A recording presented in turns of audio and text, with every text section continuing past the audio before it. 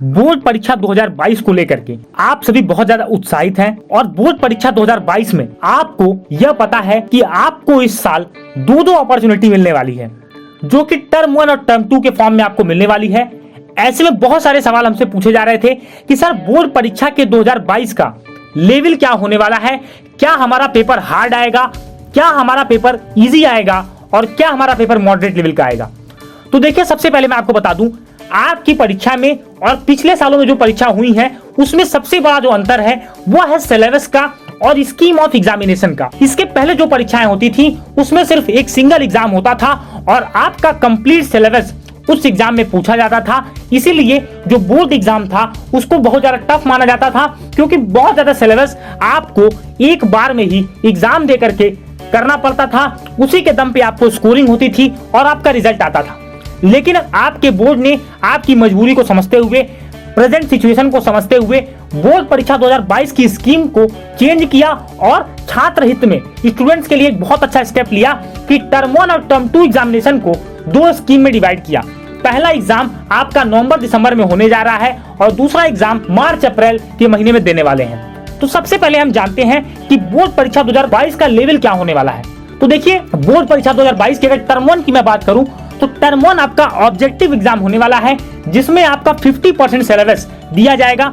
देखिए, objective exam की सबसे अच्छी बात ये होती है कि ऑब्जेक्टिव एग्जामिनेशन में आपको कोई भी सवाल आप पढ़ते हैं, कोई भी चीज आप पढ़ते हैं, तो यहाँ पर आपको लिखने की जरूरत नहीं होती, सिर्फ आपको अपनी OMR शीट पे ऑप्शंस को टिक करना होता है। तो आइए जानते हैं ऐसे में आप क्या अप्रोच लगाएं। बहुत सारे बच्चे सवाल कर रहे हैं कि सर मल्टीपल चॉइस एग्जाम है, हम तो पैटर्न ही नहीं समझ पा रहे हैं, किस तरह से हम एग्जाम को अटेम्प्ट करें, कौन से ऐसे काम करें जिससे हमारा एग्जाम बहुत अच्छा जाए। तो देखिए, सबसे पहले आप जान लीजिए कि आपको आपके बोर्ड एग्जाम का पैटर्न समझना होगा। क्या आपके एग्जाम का पैटर्न है, किस तरह से आपसे प्रश्न पूछे जाएंगे, इसको जानने के लिए आपको नए कोई सैंपल पेपर, जो भी आपके नए क्वेश्चन बैंक्स आए हैं मार्केट में, उनको जरूर परचेज करिए, क्योंकि ये कहीं ना कहीं एक नया पैटर्न है। तो बोर्ड आपके पेपर को बहुत ज्यादा टफ नहीं करने वाला, क्योंकि बोर्ड को भी पता है कि हमारे जो बच्चे हैं वो सब्जेक्टिव पेपर देने के आदी थे। इसके पहले उन्होंने ऑब्जेक्टिव एग्जाम नहीं दिया, क्योंकि आप ना तो नीट के स्टूडेंट हैं, ना तो मेंस के स्टूडेंट हैं, ना तो आप NDA के स्टूडेंट्स हैं। आपको ये नहीं पता कि ऑब्जेक्टिव एग्जाम को कैसे अटेम्प्ट करते हैं, क्या अप्रोच लगाते हैं, और आपके अंदर वो क्विकनेस नहीं है अभी जो एक कॉम्पिटिटिव एग्जाम में क्वेश्चंस जो पूछे जाते हैं मल्टीपल चॉइस वैसे हों। इसीलिए आपको बोर्ड आपका टाइम भी दे रहा है, आपको एक अच्छा टाइम भी मिलेगा कि आप कम क्वेश्चंस को ज्यादा टाइम में अटेम्प्ट करें। साथ ही साथ इस पैटर्न को आप समझ लें, क्योंकि देखिए, जब भी कोई नई चीज आती है तो उस चीज से हमें थोड़ी घबराहट होती है, और ये कहीं ना कहीं आपका बोर्ड जानता है कि इस बार जो आपका एग्जामिनेशन पैटर्न है वो थोड़ा अलग होने वाला है। इसीलिए, लेकिन आपके पास एक एडवांटेज भी है कि आपको सिर्फ 50% सिलेबस ही पढ़ना है आपके टर्म 1 एग्जामिनेशन के लिए, क्योंकि इसका वेटेज ही 50% है और अगले एग्जाम जो आप मार्च-अप्रैल में दोगे उसका वेटेज 50% होगा। तो यहाँ पर आपको ध्यान देना है कि पढ़ाई किस तरह से करें। देखिए, आपके पास बहुत सारे सब्जेक्ट्स हैं, math, science, English, SST, Hindi, ये सारे सब्जेक्ट्स होंगे, और आप PCM ग्रुप से हैं तो फिजिक्स, केमिस्ट्री, मैथमेटिक्स। यहाँ पर आपको ऑब्जेक्टिव सवालों को हल करना है। करना यह है, देखिए, सबसे पहले आपको यह कहा जाता है कि बोर्ड एग्जाम में आपकी जो NCERT होती है वही आपके लिए गीता और बाइबल होती है। तो आपको करना यह है कि आपको NCERT को पूरी रीड करना है। पहले तो आपको NCERT को समझना है, इसके बाद जो आपके नए प्रैक्टिस पेपर्स हैं उन प्रैक्टिस पेपर्स को अपने आप प्रैक्टिस में लाइए, उनको आप अपने रूटीन में, स्टडी रूटीन में शामिल करिए, क्योंकि इस बार का आपको पेपर, आपको स्टेप मार्किंग, यहाँ पर आपको कुछ भी नहीं मिलने वाला। आपके सामने सीधा क्वेश्चन है, सीधा आपको ऑप्शन टिक करना है, और एक बार जो आपने ऑप्शन टिक कर दिया वही आपकी OMR में चला गया, उसी पर आपको नंबर मिलेंगे, उसी पर आपका एनालिसिस होगा।